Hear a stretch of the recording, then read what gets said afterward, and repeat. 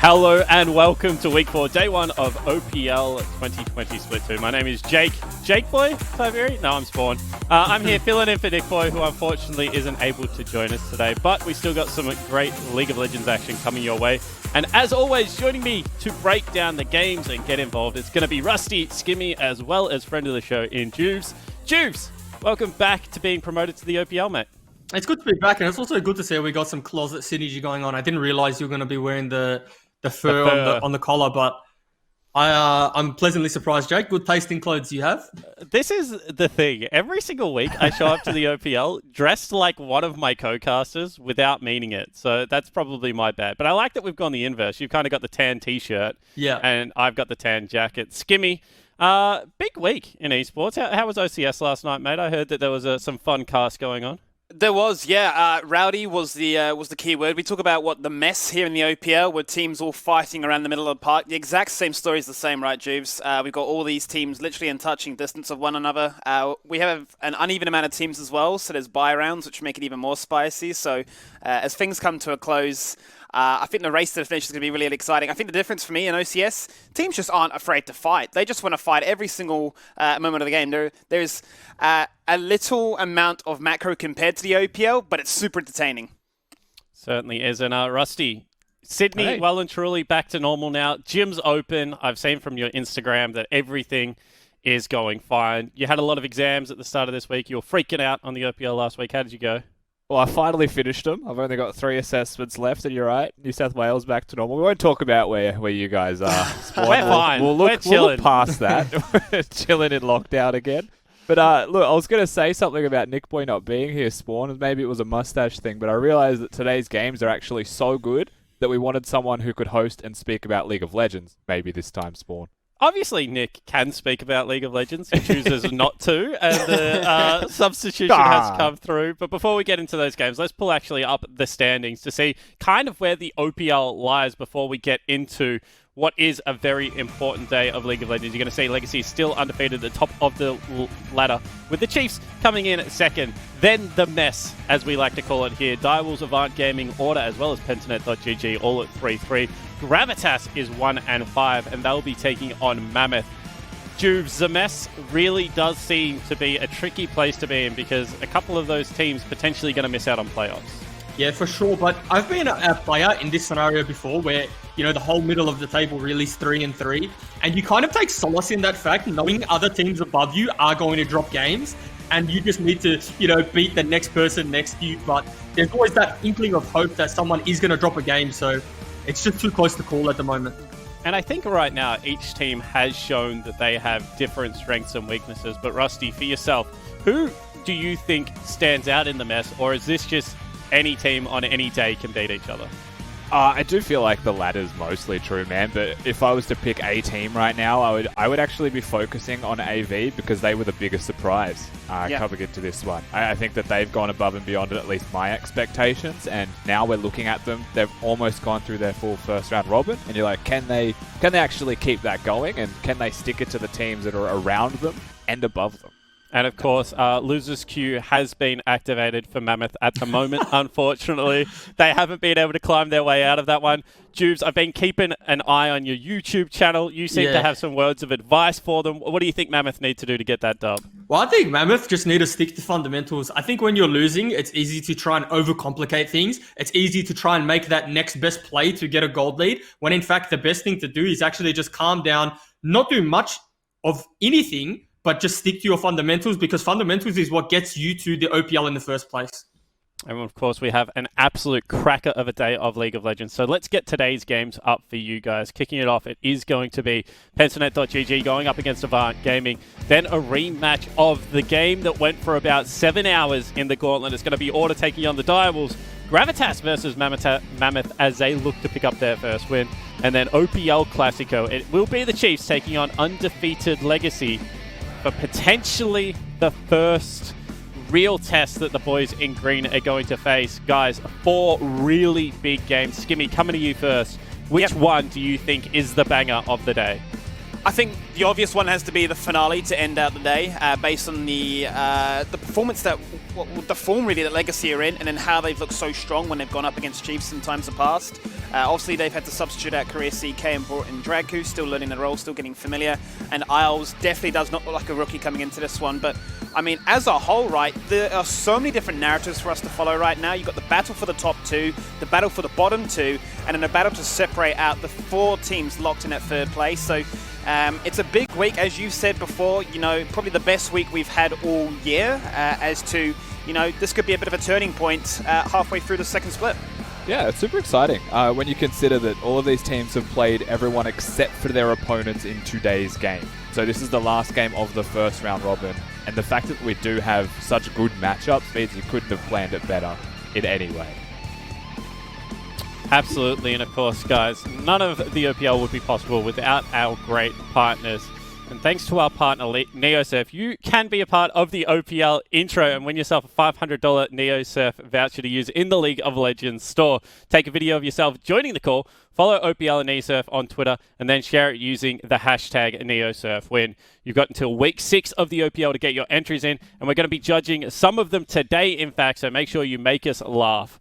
Full terms and conditions are on watch.lolesports.com. And while the first prize is $500 NeoSurf, we will also be awarding 5 $100 vouchers for use in the League of Legends store for the runners-up. So big thanks to our partner, NeoSurf, the only solution that lets you pay in cash online to thousands of websites, including League of Legends. Juves, Yes. I don't believe you are in the NeoSurf introduction. Have you submitted a video yet? I was literally about to say, I wish this competition was around when I was a player, because I feel like I would have won a few competitions in my time, but maybe I need to dust the old camera off and get creative again. Maybe go outside and punch a tree or something like that. But who was your camera woman? Because I know you did a lot of yourself to camera, but was it Debs that used to fill in when you needed someone else holding the camera? Depending on my video, my Rift Rivals video, my mum did, and then there was like 2 or 3 that I did myself, and then.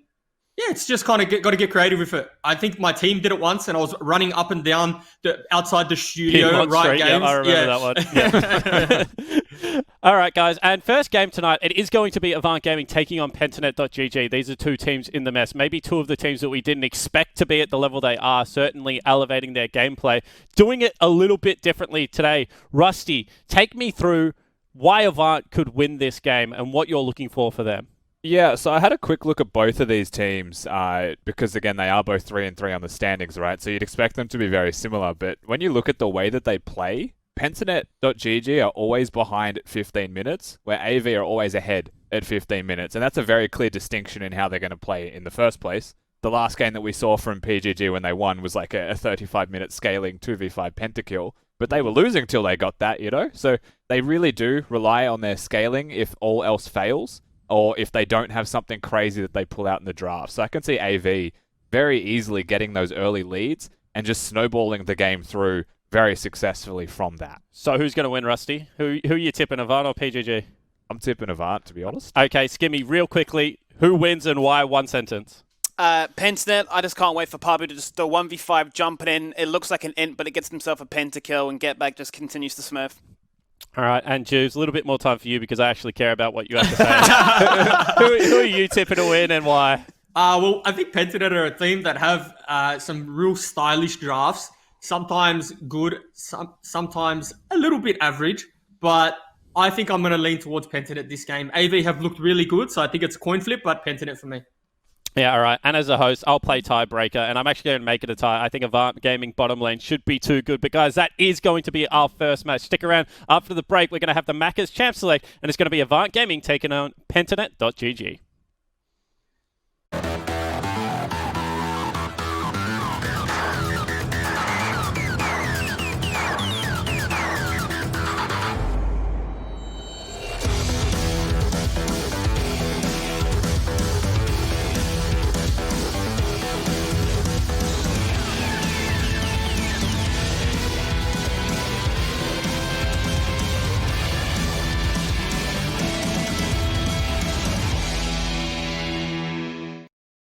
That is right. Welcome to the very first game of the day, and joined by Jubes. It's OCS brought here to the OPL. It's a big game, as we highlighted. Both teams currently locked in at even scores, both in third place, but with, as we alluded to, very conflicting styles. Avant Gaming all about having a very strong early game. Pentanet love to play the late. Now, what is interesting, though, Jubes, from what I've seen with Pentanet, is that in some of their matches against the bigger teams like Chiefs and Legacy, they have been very early game focused. They've been looking at trying to find these strong picks to get themselves in a comfortable spot for the first 15 minutes, but then the sheer experience differences, those gaps, whatever you want to call it, allow the likes of Chiefs and Legacy to come over them in that mid to late game. So I come into this one, I expect obviously Avant to find a strong bot lane, Joe. That's been the key to their success. And then just to make sure that Chaz is online, because they've got the rock in the top lane with Pat Price, the reliability in the jungle to always find success. And you start to say, okay, can they patch up those weaknesses and get a big enough lead that scaling is just not even a word we can use? Yeah, and I think AV have come into this split very early on with a short identity, right? They have like, they always draft for a pushing bot lane, right? They take the Caitlyn, they take the Karma, and they take things that can really chip away at the turret, break turret at 10 minutes, and flip around the map. Pat Price has been an absolute armored titan in the top side, as you said. And then we kind of have, like, on the contrary, BioPanther has been more on like this Janna duty, who, yes, I've been told by some Pentanet players themselves, Janna does win a lot of lanes, but obviously the way BioPanther plays the game, it is very passive, and Pentanet are just happy to sit back, scale, and get the team fight. So, like you said, it is kind of like a polar opposite play style. I think Pentanet, even though, like, you know, they're falling behind in the early game a little bit and still winning games, they don't want to be at a deficit, right? No one wants to go into a draft and say, it's okay, guys, we'll be losing until we win. That's not the mindset Pentanet want. So it's going to be up to Pentanet to see what they've done during the week and whether or not they can shore up that early game. Certainly not. And I mean, I'm already really excited about the first two picks that are coming out here. Exactly really what I wanted to see. Rogue, his best champion, without a doubt, highest win rate, best KDA, best performances, quite honestly, from the mid-season clash when he sort of showcased it on the global front. His fresh, impeccable. I like that. You set yourself up for success. Praetor, no stranger to the danger, and we'll love to have that enabling power online. But this is really what I wanted from Avant Gaming, right? Have a strong bot lane duo. Obviously, the Caitlyn, they bust out in the first 2 weeks, found success, but now they're going to start to move away from that. Kalista, Halo Blades, disgusting. Couple that with the Lee Sin, you've already got yourself online. Yeah, and Lisa actually had some good Lee Sin performances, right? I know I did a tweet the other day, I said, hey, Lee Sin seems to be a bait pick in the OPL at the moment, but Lisa definitely proved me wrong. He had some good performances on that, and now they have Kalista Nautilus in the bot lane. If that Naut lands a hook on any of the targets, whether it's a Thresh, whether it's an Aphelios, Thresh can kind of find his way out of the skirmish if he procs the Aftershock and manages to walk away, but this 2v2 from AV is looking quite strong, and with the way that they've been playing Violet and Appy, it's looking quite scary for the Pentanet bot lane. Certainly is, and an interesting note actually is since moving from the top lane into the supporting role, Appy, look, he plays everything. He's played enchanters, tanks, you name it, but every single time they've gone up against Pentanet, it's always been a bruiser in some form of fashion. It's been Leona, Nautilus, and Brom on their 3 separate occasions. Pentanet have actually got them on the numbers advantage right now in the head-to-head. They've won twice out of the 3 times they've versed them. And this is kind of what I wanted to see, right, is play for their bot lane, achieve that very early on to say, this is the foundation of our success. Both have gone for identical starts here, right? Bot lane duo, jungle, okay, great. Now, let's target mid lane. And that's another area that I think both teams look to try and play around, right? Get back looking for scaling champions, hence the Syndra and the Azir taken away. But the response here from Pentanet to deny Chaz some comfort picks as well. Talia, one of the only teams, if not the only team here in the OPL, that like to play it. Yeah, well, that's one of Chaz's strengths, right? As we see Echo coming in on the last ban, Chaz really enjoys pushing midwave, leaving, affecting, and influencing side lanes. Chaz, to me, is a very non-selfish mid laner. He'll always play to his side lanes and try and get them a lead or try to bail them out of a lane. And I think that is like a very good playstyle, very similar to Tally, right? Tally just has different champions in which he does the same thing that Chaz does. So, you know, taking away the Echo, taking away the Talia, getting Chaz on a less kind of mid-game impact pick, I think is going to benefit Pentanet. Well, there you can see the final bans that came out. The Echo once again targeting Chaz, as well as the Mordekai's to make sure that BioPanther doesn't have a lane kingdom up against Pat Price. A lane that we highlighted as to one that could be a full success. And BioPanther is no stranger to the creative monstrosities of what he can do in that lane, right? You talked about Janna, he's played Singed, he's done pretty much anything. He is going to be the first team to bust at the Volibear. They're the first team to bust out the Fiddlesticks too. And from what we saw last night, Volibear is here to play.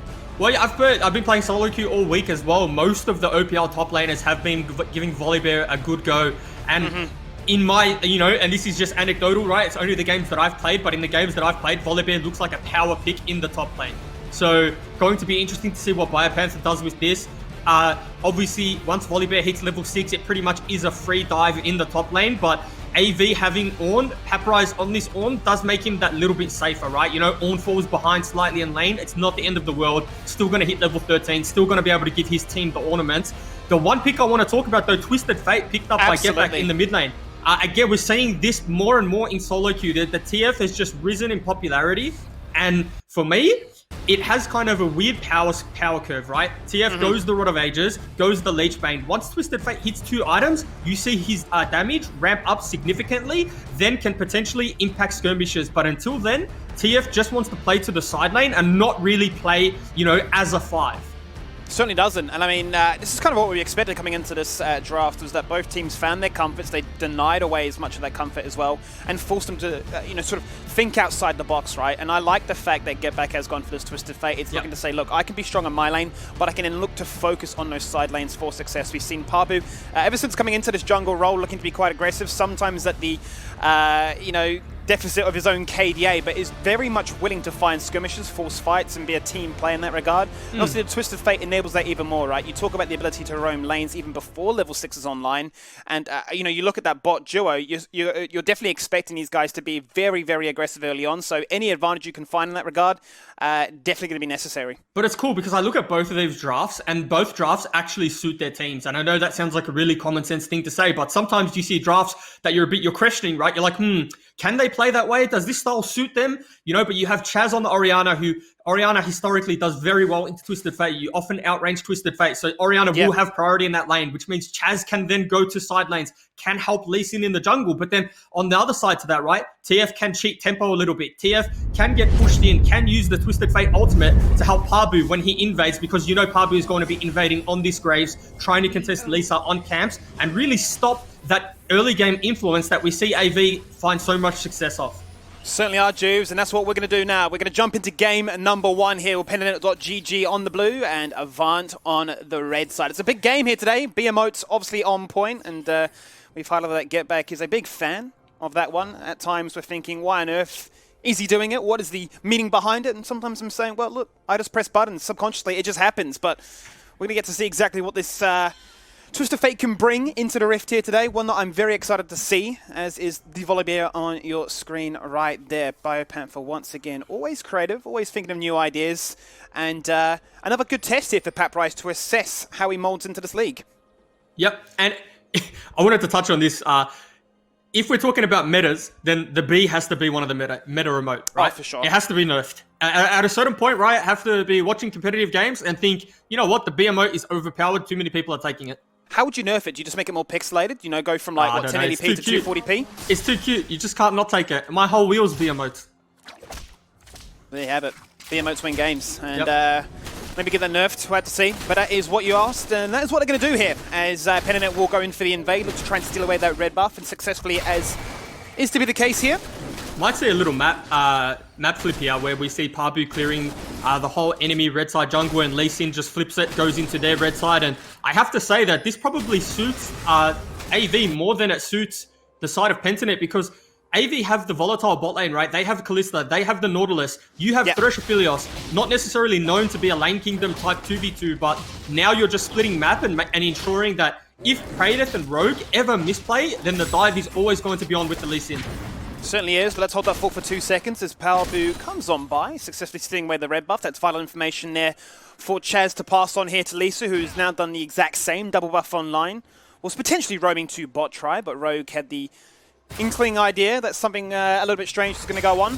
But what is interesting for me, right, and I think we really want to see this coming out of Avant, is yes, we know they're an early game team. They like to find a lot of strength in that bot lane, and obviously Kalista is fantastic at that. I start to think, okay, Kalista gets online, super far ahead, has a fantastic job then of kiting the likes of a Volibear, Blade of the Rune King, dashes, you name it, going to be quite well protected. Yeah.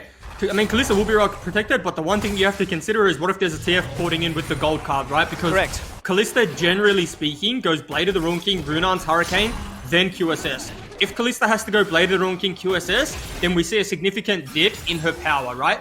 But obviously, if she's ahead in lane, the QSS becomes an extremely efficient purchase. But if she's not ahead, QSS really dips her power curve. And that has to be the curveball in this draft that Pentanet have thrown them, right? The fact that Get Back has played this one is looking for success in that regard to try and shut that down and make sure that Avant don't have the dream early game start that they've tended to have in these matches. And it's interesting for me, obviously, Chaz going for the Orianna. It's not a champion he's been well known for across this year. He's much more preferred the likes of the Assassins. I'm talking Echoes, LeBlancs, Zoes. But in 3 of their encounters, has actually busted out the Lucian as well to try and find some lane kingdom to get themselves online. It seems a little bit characteristic here for Chaz of if I win my lane, then look, I can try and emit pressure elsewhere. But in this matchup, Orianna actually is the type of champion that can win lane.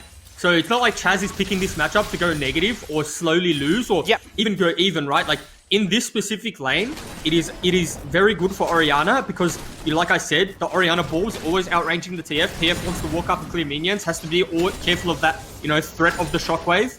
Nice counter jungling here from Pabu though.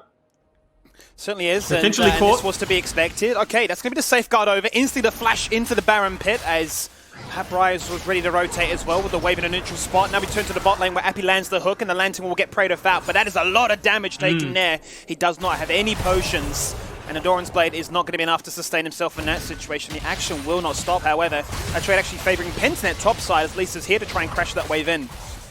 Yeah, that's a very good trade in the bot lane. And, just off that trade, they basically get a free reset. We see them resetting together right now, but the man doesn't care.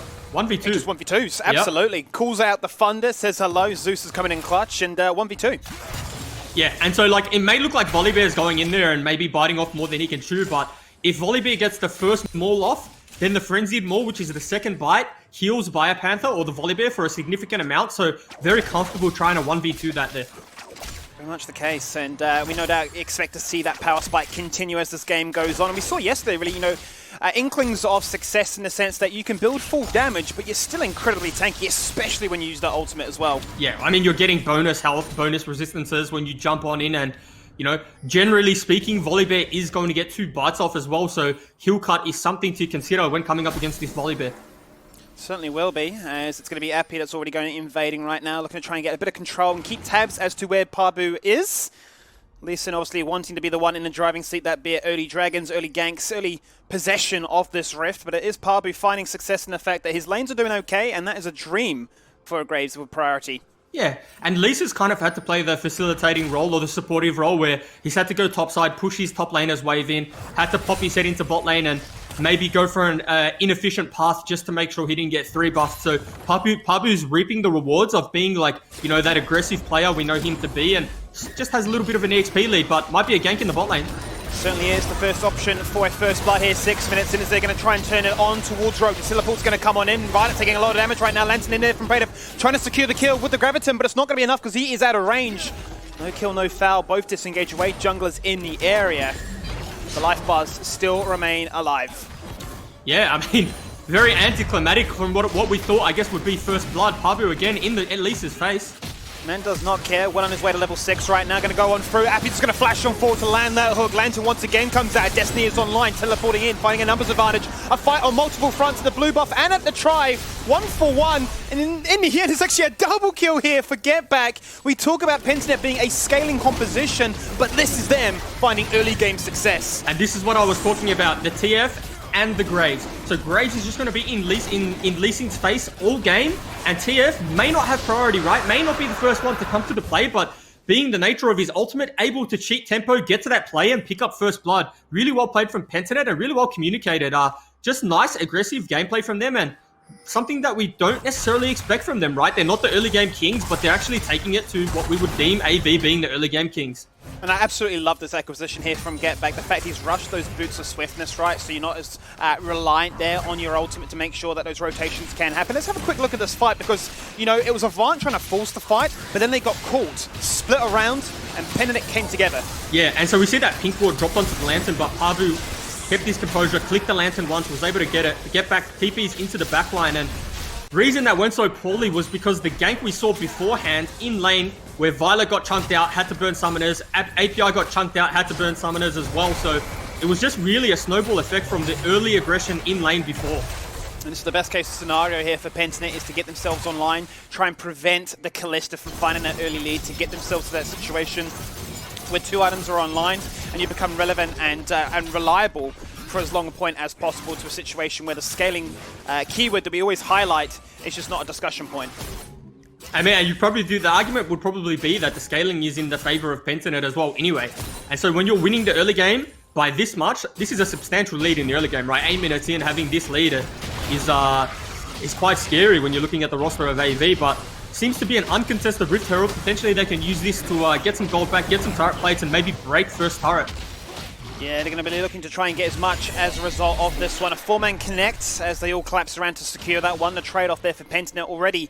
Only 8 minutes in here, Jubes, with a 3,000 gold lead. They do the trade-off by flipping the lanes as if they were to go for the Herald, but actually opting for turret plates instead. That has now been achieved in the bot lane single-handedly here by Bio's Volley, as well as Praetor from the Aphelios. Well, that's kind of weird from Pentanet though, right? They're the ones that initiated the flip, and they prioritized 2 turret plates on the Aphelios instead of setting up for that Rift Herald. I don't know if they just didn't feel comfortable or strong enough to fight that, but with the success that they had in the bot side of the map, I'm really surprised they let that Rift Herald go away for free. But nevertheless, AV are rewarded for being, taking that risk or taking that punt, but might see a dive in the top lane now. Main do indeed, as Piper's going to start things off there. He has the red buff, there is nowhere to run or hide from this one. Smoke screen goes down, and Fate's Call actually has to be used here by Violet to make sure that Afi does not fall on down, a resource that will now most certainly guarantee a lot of these plates falling on down. There's big damage being delivered to this top turret. Yep, and so Aphelios has picked up almost all of the turret plates.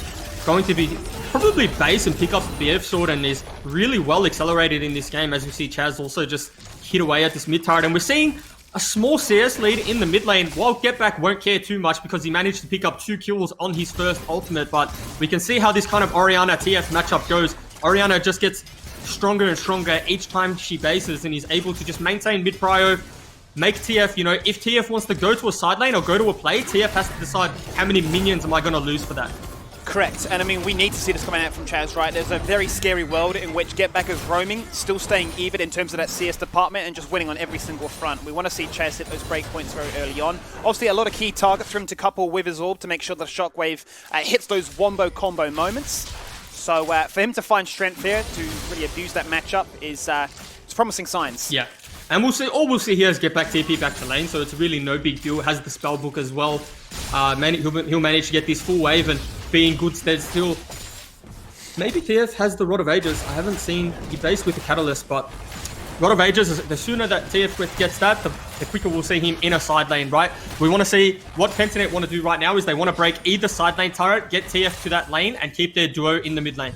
Certainly do, and you can see as a result of the gold lead that favours Pentanet, still sitting at 3,000 gold. A lot of that is between the bot lane as well as the mid lane. There is the Rod of Ages, as you highlight. Darkseer already getting 4 stacks as a result of those 2 kills he picked up as well. So Get Back in a really, really good situation right now. Pick the comp, pick the draft, and we've found a situation where we can get an early lead, and it's now just allowing them to have so much pressure on the map, trading a Herald, but getting the first tower.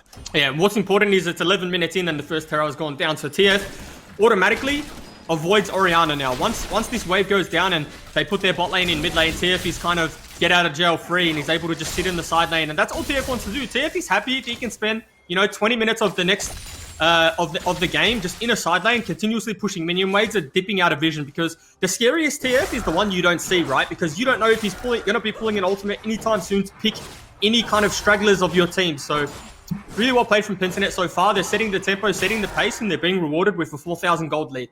Certainly are, and it's really interesting to see that Pentanet are the ones that actually get the first turret, because that is what really Avant found success in to start off Split 2 with here, yeah? They just got so much strength in their bot lane that they were able to really bully it in and get that first turret down before the 14-minute mark. So for them to have that turnaround right now, it's up to them to try and force the agenda, their own strategy to try and turn things around, and that means a 3-man collapse goes topside to try and assist this Herald in, try to keep Biopanther's Volley Bear at bay, but that will mean that Pabu says, okay, we'll pick up a dragon in response, make sure that the soul point isn't as easy as possible for either team to acquire. Potentially a little bit of a mistake there. I think they could have played a little more greedily with that Herald, got the last plate, and executed. Hang on a minute. Yep, Orianna's in a lot of trouble right now. Does not actually use the Summoner Cleanse, but will flash out into the Raptor Pit, so going to be safe and secure. Yeah, I really thought AV could use that Rift Herald to break the turret, as opposed to just, getting the turret plates. But maybe not feeling comfortable overstaying for the last turret plate, probably fearing the Twisted Fate ultimate in the top side of the map, but Now we've got the Avant duo moving into the mid lane, so they should at least have some mid priority and mid control now. And that's exactly what Violet's looking to try and do right now, because let's have a quick check-in with some of those item breakpoints that really do favour Pentanet at this stage. Praetor has got the Infinity Edge completed at only 13 minutes into this game.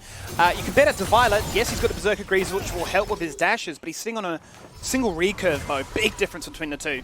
Yeah, I think Violet is sitting on a fair chunk of gold, right? I haven't actually seen, haven't seen it, I guess, tabbed, but once Violet goes base, I'm sure he'll have the Blade of the Ruin King, or at least the components for it. And, you know, once Violet picks up this Blade of the Ruin King, for me, AV want to be looking to contest whichever neutral objective is up next, whether it's the Rift Herald, whether it's the Dragon, but they need to stop bleeding gold, because all the turrets they're losing, you know, pre-turret plates is just making Aphelios this much stronger. All well and good if he has the money, but if he's not able to go back to base to spend it because of the amount of pressure, then that is a different story entirely. Look at how Pentanet continue to funnel gold, resources into Praetor. This is, you know, textbook stuff here from Pentanet, a style of player that we really come to know as a result of the end of Split 1, where they played around him, invested heavily in him. And a big reason why they were able to find so much success with him getting a lead in terms of items, levels, or team fight success. Yeah, I mean, this is a kind of a Pentanet that we've come to expect, but also it's a very Praetor heavy playstyle, right?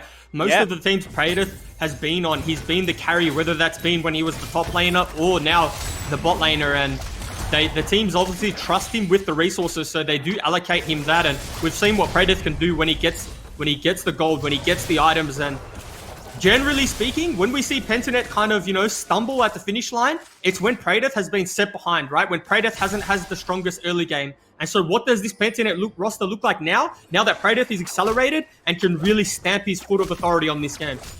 And it was the area of the map to keep your eyes on. It's an area of the map that's now paid off big time. The investment is looking good so far, 15 minutes into this game. And as you could have seen from that play just moments prior, it was Chaz trying to spice things up with the assistance of Lisa. Does get the flash out of Panther, so going to be a little bit more reliant now on his dash on in as the volley better try and find those backline access targets. The thing that's scary for me, Skimmy, is that I often look for like item spikes that for me spell trouble, and I feel like I've been talking about this a lot, but Aphelios, i.e. Runar's Hurricane, spells trouble, and the fact that he almost has those two key items or the components of at 15 minutes is really scary.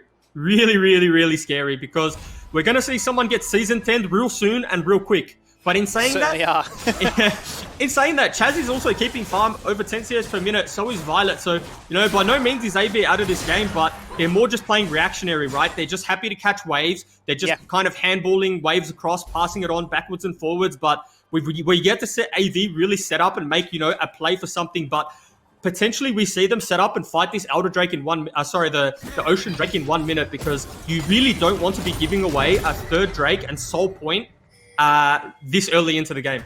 They're definitely looking to try and turn down the pace of this game after the crazy shenanigans with that initial gank bot side that allowed Get Back to get so far accelerated and really play against what Chaz was hoping to achieve with this Orianna pick. So I do respect what Avant are doing here, and obviously they've allowed Violet to catch up in terms of going 1-to-1 now in the item department. The question is, though, when Praetor does go for the back, if he's allowed to in this next 30 seconds, will he have that rune on? So he's been sitting on his Zeal for a fair bit of time right now. And you'd imagine he's going to have a lot of gold. And this is seeming to be the case here for Pentanet. Maybe we sacrifice this and we just open up some win conditions by breaking through to hit turrets. Yeah, no, it really looks like that AV are sacking top lane turret here just to get control of this dragon. So what this says to me is that AV are looking to contest. Potentially they're going to be the one to start it, because, you know, they have the Ornn now. They've got the Ludens, the Stalk Shoes on Orianna, the Blade of the Ruin King. So they're feeling comfortable. They're feeling like this is their fight now or never to get this dragon. But hold that thought. Yeah, Avant want to find something right now. They have to find something right now, because Panther is pushing towards that inhibitor. He's going to flash away, pop the Ghost as well. Very, very fast. 10.12 means he's got that Ghost speed instantly activated. He just runs away from the team and makes Lisa look immobile. Imagine that being a situation as a Lee Sin. Yes, the four-man collapse comes across. They had to get it in the end, but so many members were committed to that one, and Panther continues to slap that turret down like a UFC wrestler. Yeah, what I was prepared to call a pretty poor play in terms of getting caught out before the dragon from Get Back.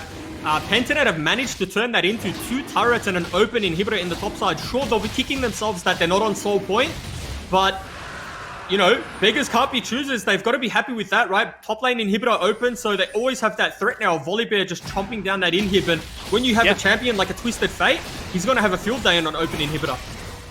Very scary situation now as to really putting Avant on a bit of a timer as to, well, if this game does go late, we've got so much pressure that we can look to try and play around. We've seen how many times teams have coordinated what we call objective dances, where lanes are pushed in and easy objective acquisition as a result, and that's a very real opportunity for them to look towards now, as now we have some new item spikes to keep our tabs on. Some very big breakpoints actually here for Pentanet. Biopanther as a result of all that successful push. Just goes back to base, picks up a Trinity Force in one go, why not?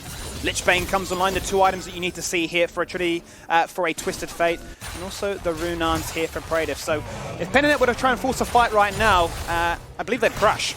Yeah, I mean, the scary thing, Skimmy, is that when an Orianna is in the game, no matter how strong you are, you still have to play it, you know, to a certain level of play, right? Sometimes you can just completely steamroll a team and there's no thought process that goes into a team fight because your item spikes, your thresholds, and where you're at in the game. But the fact that Chaz is CSing so well, picked up a shutdown onto Get Back, and has these, like, you know, his items are slowly coming on through. The threat of a 3 or 4 man Shockwave per turn of fight is quite scary. And in saying that, I know I talk about relative power spike, right? Kalista on a Blade of the Room King power spike with Zeal and Berserker Greaves is still extremely strong. While she's not at the 2 items and Aphelios is, in terms of Kalista's stats, base AD, and how she scales into a game, you would argue this is probably where she's the strongest. Let's see what actually happens now. It's going to be Pentanet looking to try and showcase what their power actually means. With the pressure in the top side, they have to respond. Then they turn it back to mid lane, trying to break open that mid tier 2. Pentanet right now are forcing their playstyle upon their opponents, keeping them on the back foot, always making them reactive. 20 minutes in, Avant haven't had really a chance to showcase what they can do. Well, this is the problem that you run into when you waste the Ornhorn, right? Nautilus was caught in the mid lane, had to use Stone Plate. Really nice hook coming out of Rogue, and you know, once Ornhorn's down, Stone Plate's down, Nord ult is down, you just lose turrets, right? Look, they're just conceding absolutely everything because just stemming from that one hook from Rogue. And we talk about it, you know, sometimes we see people burn key ultimates just to get chunk and just to get a little bit of pressure. And that's what I like to call not a kill, but pressure chunk onto API, which then results in 2 turrets. Certainly does right now, and it's looking really good in terms of how Pentanet look to try and play, the adaptation as to what their opponent's strengths are, how they want to go about it, what they want to try and do. And we just saw aggression from the very get-go, right? It was a case of let's be counter jungling, let's invade, let's put pressure elsewhere, let's have these strong laners that have very clear ideas as to what they're wanting to achieve, and never really drifting far from that ideology. And it's Avant definitely looking to say, okay, let's farm it up, let's look for these opportunities, let's look for those Baron plays where, yes, Pentanet are in the driving seat, but we have this insanely strong wombo combo, and given the fact that we are farming at 10 CS per minute, as you've highlighted, we always have that comeback condition. Well, and that's the thing, right? And I think this is part of the reason why we see these gold leads so close. It's only 3,000 gold, right, at 21 minutes when initially it was 4,000 at, well, I think it was like 10 minutes. But if you're always at 10 CS per minute, right, we see almost the 40 CS lead in the mid lane. If you're at 10 CS per minute majority of the game, then there's always like that comeback, you know, that's on the cards. And so credit to AV, they've managed to slow the pace of the game down. What was Pentanet really putting their foot on the accelerator? AV have managed to just slow it down, get their items. You know, Kalista's hit that 2-item power spike. Chaz nearly on that death cap Orianna. So AV are more than comfortable in this game right now. And we've seen it once again come out here from a Ornn into the double empowered Sunfire Cape. Ton of beefiness as a result, as opposed to the standard conventional Abyssal Mask turnaround. But now let's turn our attention to the bottom side of the map, where Chaz is already giving us a glimpse of the power he'll have, and that's even before the death cap comes online. Drops get back down to half as the split push continues, and it's Pentanet continuing to keep Avant at bay. They've been locked at this section of the map. If you split it in half, basically the bottom third of this map for the last 10 minutes. So we also see Ornn come through with the 2 Sunfire Capes, Skimmy. Yeah. So there's like a debate whether or not going Sunfire Cape and Iceborne Gauntlet and getting those 2 upgrades, sorry, Frozen Fist and getting those 2 upgrades is worth it, or whether you're being a sinner if you do that. And so sometimes Ornns do this where they go 2 Sunfire Capes. Obviously you don't get the stacking of the burn damage, right? That is the unique passive from the Sunfire. But just the upgrades and just the ornament upgrade from 2 Sunfires is meant to be like the most cost efficient or gold efficient. And so sometimes you see Ornns doing this. Well, he's going to be a beefy man, as it's going to be a tall order to go up against the scary composition that Pentanet have right now. No doubt Aphelios is going to be shredding through anybody that gets in his sights, not to mention Pabu and Bio are far accelerated as well. Tons of swiftness boots at this stage, wanting to be very mobile on their front. Pentanet with 3 to their names. Easy access to these rotations to keep them at bay. And so now we have Soul Points. Give me in 5 minutes. 5 minutes is probably where we see the next team fight that breaks open the game, because you never want to be the team to give away a soul point, nothing. Not even if you want to flip the game at Herald at Elder. But Pentanet has done a good job in making sure that they're on these objectives on time. They've really got control of the side of the map that they want to play to next. And like I said, right, TF is very happy if he can sit in a side lane for the rest of the game. They never really want to be team fighting, right? You have a Trinity Force on Volibear. You have the Twisted Fate, which is notorious for just sitting in side lanes, pushing and using the ultimate to catch people out. So this is really what we expected from Pentanet. And so far, it's been a 1-3-1. Thought they might have found him there. That's why I stopped talking. But they were on the hunt. I mean, this is kind of what we wanted to see, right? Is the fact that they've been put on a time and they have to fight for the next Ocean Soul. The next 4 minutes are very important for them. Looking to try and find either tempo with some kills or some situations which they can force a fight. Getback's going to jump in 1v4. Does not have the zoners, but doesn't seem to care at this stage of the game. Gets out of harm's way. Just flashes on out. Does not seem to matter. Uses the exhaust from the unsealed spellbook to try and find a kill target, all things said and done, if we look at what was actually used. It looks to me as if Pentanet actually came out ahead. They burned double teleports on their end, but they get out flashes from Avant. Yeah, honestly, I was a little bit concerned for Get Back there. I thought he was running it, but Dopa knows better. He hits the Zonyas and baits and flashes, so really well played. Good heads-up play from Pentanet, and this is what we're seeing. This is why TF is kind of, peeping his head into the meta, because he can influence a side lane, and then when you respond to him or when you respond to the minions, as Chaz was in the top side of the map, he can then create a 4v5 or create a fight in uneven numbers. Well, we've got some power spikes now that continue to come on in. The Zonius is now complete here for Get Back, so we can continue to make crazy aggressive plays as such. And Pabu only moments before actually got himself the Black Cleaver, a core item necessary for Graves to be that bully in the jungle department. But on the flip side of that, Avant are starting to ramp up now, utilizing the effect here off Bjorn. The first item to be upgraded was the Blade of the Rune King here for Violet to make sure he stays relevant. And it's going to be a tall order given the fact that Pradev is a full item ahead. He's got the Death Stance. It is still 10.12. Death Stance is insane still for these ranged champions. Another level, which is now what Pat Price has. He meets Chaz, empowers that death cap and makes it a crown. Yeah, and so you talked about him being an item ahead, right? He's probably, a good half an item ahead?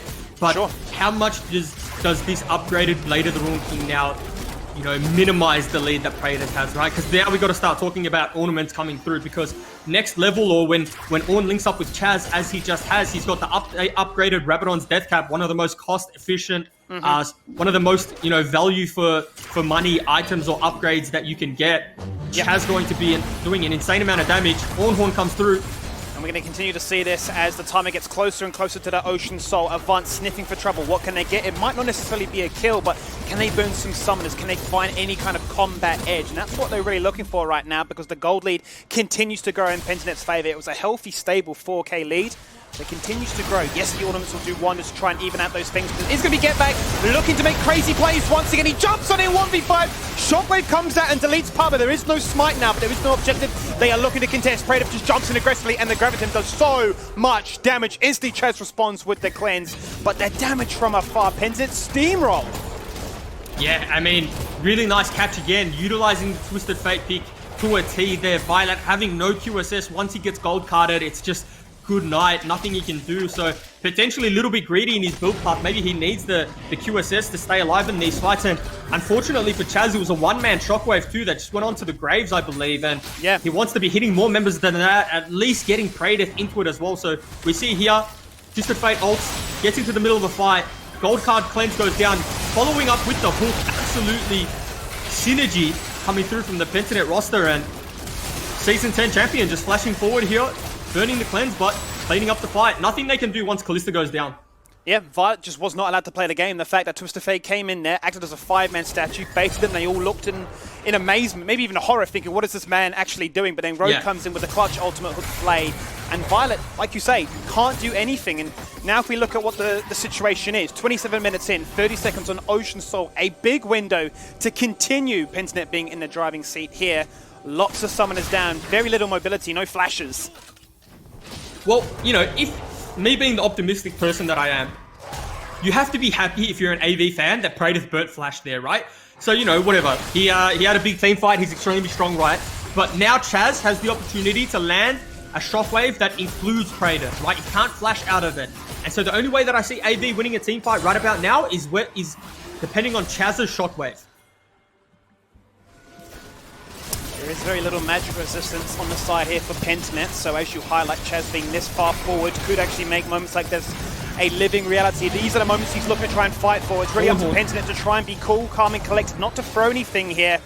Everything they've worked towards in the first 28 minutes could be undone. It's going to be Chaz once again starting to come for Destiny. He cannot Zhonya's, he's dead as a shutdown found here by Lee Sin. Biopanther jumps to the back line, goes full ape mode.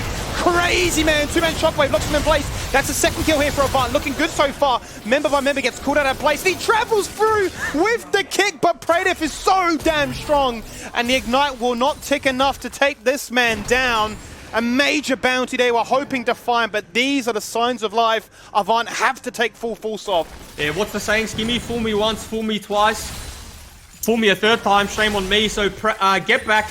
I think he got away with his life once or twice, forcing into the middle of a team, but third time unlucky. He's just one shot through the Zhonya's, wasn't able to get it off, but Abu might go for the steal here.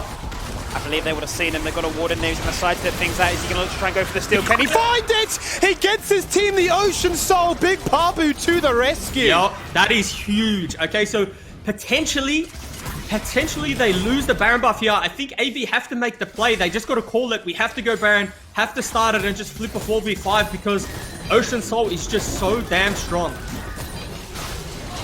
Insane moment right there. Avant looking good, feeling strong, feeling better than their opposition, waiting such a long time for that Baron fight. And as you say, falling them 3 times go for this one. Now they get the Ocean Soul, their members of respawn. We're going to look to have another 5v4 Shockwave on one man. It's going to be Praetor looking to try and be a tank. He gets shut down by none other than Violet. The Baron continues to damage. It's looking really good from afar. 2 members that are locked in that pit, but easy for Pat Bryce to flash on out and safeguard dash Lisa away. No member will fall with that Baron buff. And that could be a big, big buff for them to try and stabilize as top lane inhibitor actually fell down too. Well, Skimmy, all of a sudden this game got a little bit dangerous now because sure it's Ocean Soul that went down, but the next fight, if you're only 2 or 3k down, it's just really a who executes better at the Elder Drake. And we know what happens when you get the Elder Drake. The game really just ends right there. So if AV can stabilize, use this Baron to push waves out and hit their next kind of item thresholds, we're seeing the damage Chaz is doing in team fights, then, you know, it's really anyone's game if they make it to the Elder Drake. The game is dead even again. Yep. Taking ornaments into account, taking the buffs into account at this stage of the game is dead even. Yes, there was a 3k lead for Pentanet, and that lead is only on Praetor's Aphelios. It's been the narrative we've been running with all game long, that he finds leads, but that fight there, he tried to take a note out of Getback's book and say, I can 1v5. Hang on a minute, they're just pulling the trigger, they're not even waiting. They don't even care. They want to force this fight right now, and Biopant's going to get slapped on down. One falls, a second falls. They try and turn things around. It's looking so damn good here for Avant. They waited all game long for moments like this, but they will find that success. A kill target denied. Fate's Call comes in clutch, and Appy is out scot-free. Happy days for them. Baron buff continues the pressure. We're seeing a transition in team dynamics, Skimmy, right? We're seeing AV, the early game kings, transitioning into the mid to late game kings, and we're seeing Pentanet falter in the mid to late game. Their Ornhorns, Haprise just forcing on mid waves that really Pentanet don't think they're going to be forcing on, and Chaz with this Orianna is just doing so much damage at this point, it's just like they're not respecting him. He's hitting like an absolute truck right now with the Sork boots as well as the Void Staff. Let's check in with this fight. This is Avant saying, we just go straight now. Yeah, we go now. And look, they think they can hold that turret, right? TF is in the bot lane, basing nice kick from Lisa. And watch Chaz here. Just doing so much damage in the back line, and he's really untouched. And Aphelios, yes, he's a Season 10 champion, and we have the laughs and memes about him, but important to note, he needs the right guns, and he needs a front line in front of him to do damage, because if the Orianna ball is just sitting there, he cannot walk up. With Death Dance and Phantom Dancer aside, it's still not safe for him. He is nearing full items. He's got the Executioners now, Juves, which could hopefully look to make sure that if they find a target in their sights, it sticks, but they're getting run over, really, the amount of pressure that Avant are throwing their way. Pat Bryce leading the line, Lisa then giving an opportunity to say, they're going to be running. Very easy access for me to dash to a wall, kick a kill target and connect with, and lines up beautifully for the likes of Appy and Chaz to connect. Well, Skimmy, because reason being, right, Pentanet's composition wants to 1-3-1. At an absolute minimum, they want a 4-1. They want to have TF in a side, be split pushing and hitting turret, or porting to a fight and making it uneven, right? But the fact that AV had Baron means that the 1-3-1 is no longer an option because Baron minions give you so much priority in a lane. And that's what we saw there, right? We saw AV with Baron getting prio, pushing down mid, and just pulling the trigger. If AV have all 5 members in front in the same screen, within the same pixels, they should win, you know, most team fights. Having Ornn in the front line, Orianna Shockwave, the CC coming through from API and Lisa. So they really need to get back to their fundamentals of their team composition and start executing properly. And that's what they obviously worked so hard to achieve in the very start of this game. As you can see, they pushed heavy and hard on that top side of the map. That's what opened up the inhibitor. And I wonder if now the game kind of takes a bit of a flip in terms of them saying, we are so damn strong, we are able to do whatever we like, and there is no response from you. But Avant have woken up. They are the sleeping beast that said, hang on a minute, we have been farming, we are strong, we can make things happen. Will they now have a situation where the 4-1 split is to be the reality? They avoid everything possible before those buffs come back up. That was, how's your nerves, Kratos? API flashing forward. Normally an ADC would probably flash there, but he was confident in sidestepping it himself because, you know, if he gets hooked there, it's pretty much game over. So, Kratos with nerves of steel. Certainly is, as he now goes back to base. Full items. He is as fed as you can hope for him to be. 400 CS in this game. The man is a monster. He is a machine, and he's got a mortal reminder to let us know that gods do still bleed. Big item spike over Violet, who's sitting on a broken stopwatch. Looking to hopefully go for the GA, but might want to go for a QSS instead, because going to get absolutely shredded right here. Bodybear jumps into the backline, had the flash, but realizes the team response from Avant were there to back him up, and does not want to throw, especially with Elder in 30 and a Baron in under 60. I can't believe he stayed alive there. It was almost like they both kind of just walked away thinking he was dead, but luckily for Violet, rates were up, able to lifesteal through the ignite and through the damage. But Skimmy, one thing I want to note is that AV have felt it's not necessary to pick up any heal cut. The only form of heal cut they have is the Bramble Vest on the Ornn right now. Is that enough against Ocean Soul? I'm not sure. The dance going to be a little bit more awkward now, as that top inhibitor has now just respawned for Avant, so the pressure isn't going to be as rampant as it was only moments prior. Game is dead even. Look at very little ultimates separating these teams. The Ocean Soul, a big one. You talk about healing cut. Bramble Vest is the only one there. If the fight goes on long, they could definitely come out with a lead. But as it stands, Avant are looking for burst. Very much relying on Chaz to land a big shockwave as he is on the flank looking for a key target. But the damage from afar, Praetor lets him know this is what Season 10 is all about. He sits in with a dream combination on the Elder, taking it down to half. And Pentanet are very conscientious of their decision-making right now. Aphelios, by the way, Lisa looking for an avenue to try and get in to go for that steal. And that might be the fight that secures them the game, as he will take that one uncontested. They're going to teleport into the mid lane and force a fight with Chaz locked inside his own base. He went for the recall, no shockwave, no catalyst for success here today. This time Bio finds the shutdown, this time he abuses his power as a bruiser, and Chaz shows up, gets a kill, but it's a consolidation prize really at the end of this one. Oh, Praetor probably flashing into wall there, just having another montage moment. But that's what an Aphelios can do when he has the right guns. But Ornn looking for the engage, clearing the minions. Praetor hitting that turret. Try and trim that wave right now. The first Nexus turret falls on down. As you highlight, Rogue looking for the hook, will not find it. Going to try and break through the top inhibitor. It looks like Shockwave. once again, two-man shockwave. Rogue nearly getting deleted. The kick, I did believe, actually connected, but not rather reluctant to actually follow through with it. Redemption will top them up, and Pentanet with the Elder may just opt to back away. Yeah, they managed to stall the game. Really nice shockwave coming out of Chaz there, but we saw that Elder Drake when Aphelios has the right guns and he's cycling through, he's able to keep 2 people out of the pit, you know? He was able to keep a 5-0-5 Orianna from getting anywhere near that Dragon pit, as well as assassinating Lee Sin out on the side. And I'm gonna stop myself here because they've given Avant another chance to fight. Yeah, they're just going for that Baron. Maybe they're flipping it. 50-50, surely not. The Baron is down to 2k, getting closer and closer to smite range right now. Pentanet slowing things down. Pubba with the smoke screen goes for the collateral damage shot, bursting from afar. Moonlight Vigil, shockwave on, they steal it! The shockwave steals the Baron, and Avant now say, what is better, Baron or Elder? As he goes golden, he gets taken out there with a Fate's Call. Will the Baron buff be enough empowerment for Avant to find force, find structure, and find themselves with enough base defense left with 2 inhibitors looking to be fallen on down here. Paprise is the target, separated from the team. Elder coming in clutch here, and only one Nexus turret surviving. Very close here, Juice. Ocean Soul's doing so much work here. Certainly is. All the damage they land just does not stick. It evaporates, as do their health bars. They are resigned to their fountain. And a shaky game at moments, but Pentanet do claim victory. Yeah, Pentanet are able to close that one out, and whilst it was not without throws or not without a little bit of, without being a little bit scary, Pentanet get the job done, and they showed us what they can do when they allocate their resources to Praedyth. He really did Season 10 the Avant lineup at the Elder Drake pit, managing to get the items he needed, carry the game, and it was a really good team performance. Pentanet showed us how to play a 1-3-1 and a different kind of play style that we're used to. We're used to seeing Pentanet play more of a 5v5 team composition, head ramming comp, but really well played from them. Certainly was, and that's going to be a big fight for them to win on out, as there were 4 teams going into this one that were locked in third. That's going to be Pentanet looking to try and get out of that situation. Up next after the break will be Audit taking on Direwolves, also locked in at third spot as they try to escape the mess as well. We'll see you soon.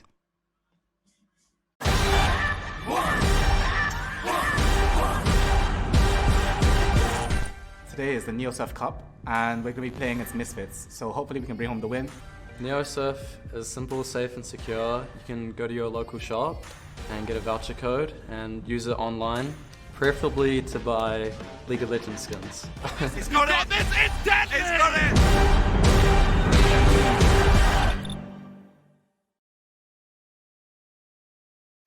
Welcome to the 2020 OPL. I am Nick Boy Richardson. And that's a beautiful hemo play onto multiple members. He gets himself a double kill. It's Raze doing what he does, the team fight king.